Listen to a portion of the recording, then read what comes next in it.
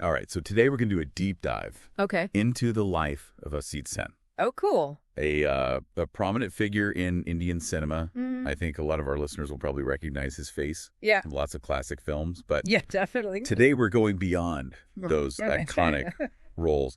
Yeah. We've got a biography here, Cool. and I'm really interested to see what made him tick Yeah. beyond just these hilarious characters Sure. that we know him for. Well, what's really interesting about Asit Sen Yeah. is that his story kind of mirrors Yeah. the evolution of Indian cinema itself. Okay. He started in Kolkata Mm-hmm. just as the film industry there Yeah. was kind of facing a decline, Oh.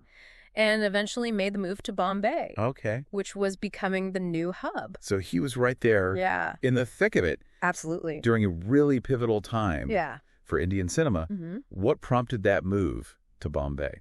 Well, he didn't just wander off on his own. Right. He was part of Bimal Roy's team, Okay. a director who had a huge impact Mm-hmm. on the landscape of Indian cinema. Yeah. They all moved together, like his whole team. Wow. Hrishikesh Mukherjee, Nibendu Ghosh, Okay. Kamal Bose, Mm-hmm. and even the music director Salil Chaudhary joined them later. That's a dream team. Can you imagine the creative energy in that group? I know, right? All those people together? Yeah. I bet their brainstorming sessions were legendary. I can only imagine. Right. But here's something that surprised me. Yeah. In the bio, Mm-hmm. Sen actually started behind the camera, That's right.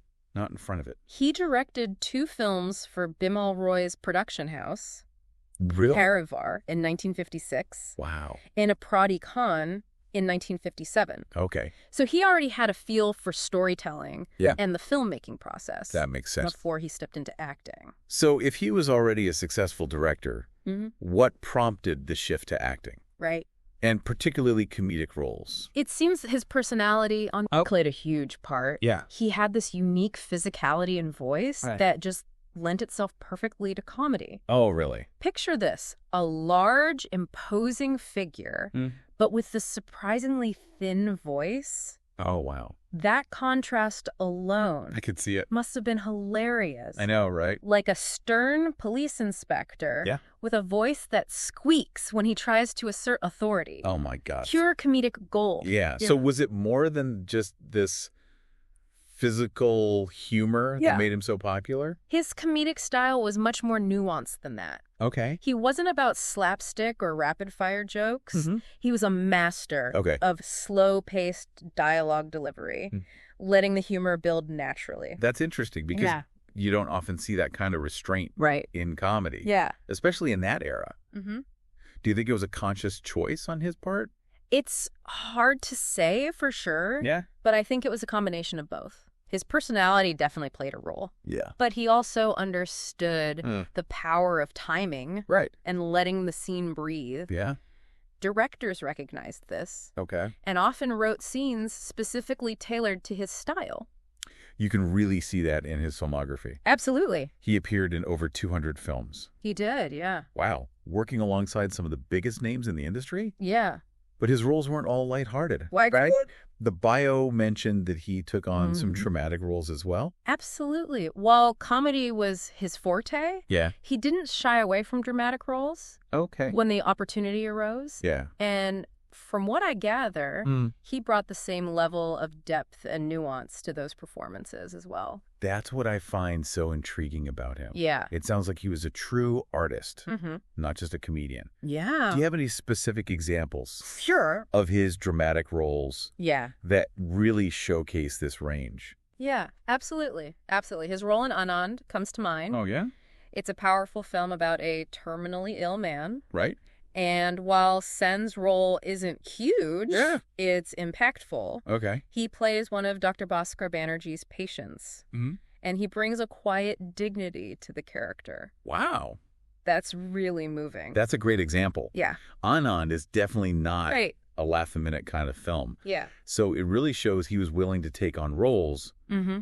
that challenged him Yeah, as an actor. absolutely. I wonder what drew him to that Yeah. particular role. It could have been the opportunity Yeah. to work with Hrishi Mukesh Mukherjee, Right. the director, who he had a long-standing relationship with. Or maybe he was drawn to the emotional depth of the story. Right. Whatever the reason, it shows his versatility Okay. and willingness to step outside Yeah. of his comedic comfort zone. Okay, so he wasn't afraid Yeah. to tackle serious roles. Were there other examples? Definitely Bombay to Goa is another one. Okay. He plays a dhaba owner, a role that's more grounded Yeah. and less comedic. Okay. And then there's Ram Ballroom, where he plays Inspector E.K. Mukherjee, Okay. a character that requires a certain intensity.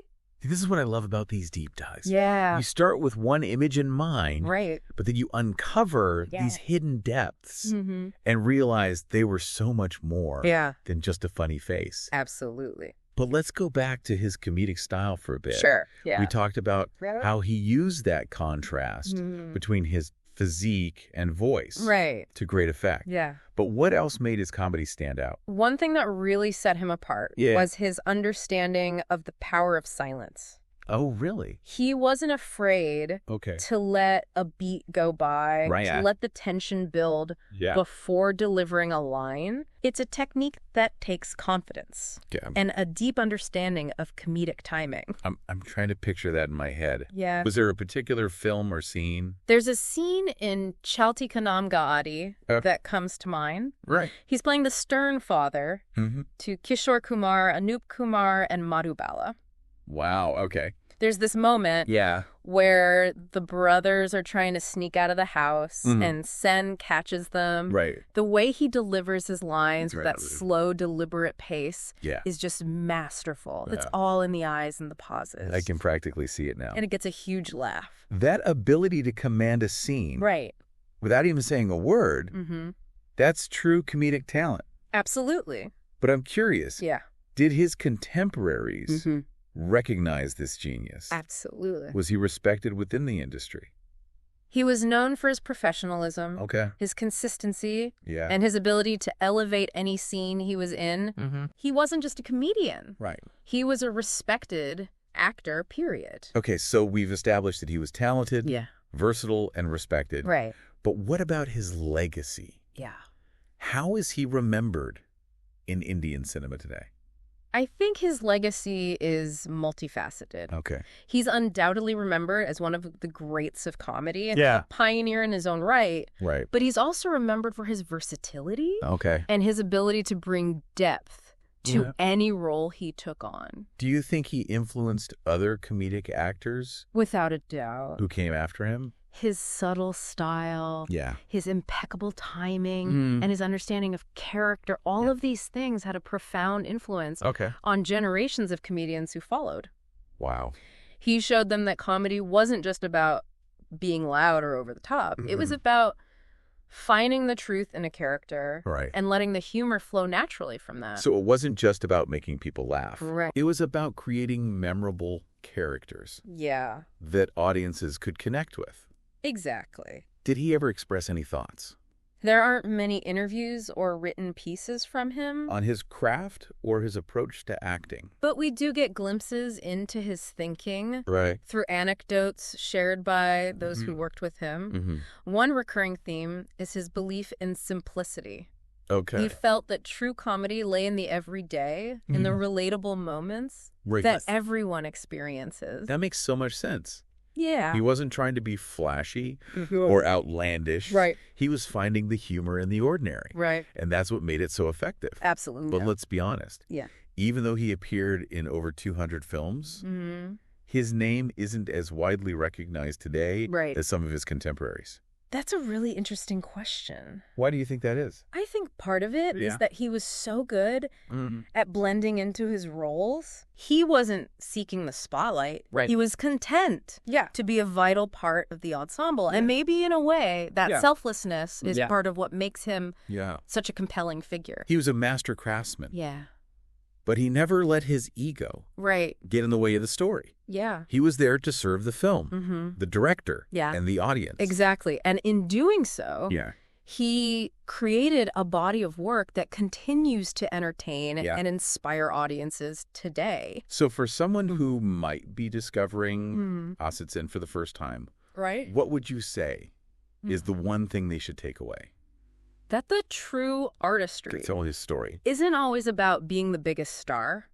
It's about finding your niche, Okay. honing your craft, Yeah. and making a meaningful contribution to the Definitely. world through your art. Wow. Asit Sen did that, Mm-hmm. and his legacy continues to resonate today. That's a beautiful way to put it. Yeah, His story is a reminder absolutely. that sometimes Yeah. the quietest voices Yeah, leave the loudest echoes. it's true. But we've been talking for a while now, Yeah, we have. and I want to make sure we leave our listeners Right. with something to ponder. Okay. So what's that lingering thought, Mm. that provocative question Yeah. we can leave them with? How about this? Asit Sen was known Yeah. for these subtle, Right. nuanced performances, Mm-hmm. but could that restraint actually be the key Oh, in to it. his long-lasting impact? Hmm. Did his less is more approach Okay. help him stay relevant Yeah. across 4 decades of Indian cinema? That's a really insightful thought. Yeah. In a way, his subtlety Right. might have worked to his advantage. Mhm. He wasn't tied to any specific trends or fads. Yeah. His humor was rooted in character, Mm. in those little human moments Yeah. that transcend time. So even as the industry changed around him, Mm-hmm. his performances remained relatable Okay. and engaging. It's like he was tapping into something universal, Yeah, something that speaks to audiences, absolutely. regardless of the era. Hmm. Do you think that's why his work I think that's a big part of it.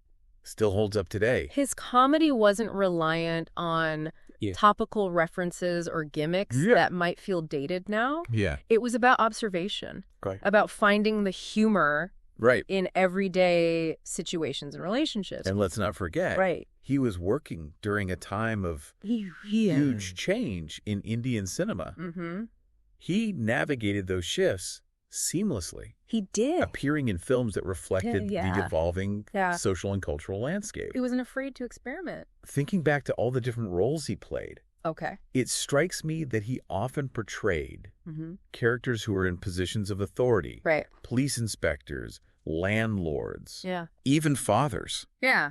Do you think there was something deliberate It's possible. about that choice? Maybe he saw the humor Yeah. in subverting those expectations. Okay. Remember that contrast Right. between his imposing physique and his thin voice? Yeah. It created a natural tension Okay. that he could play with. Right. He could be authoritative 1 minute Mhm. and completely disarming the next.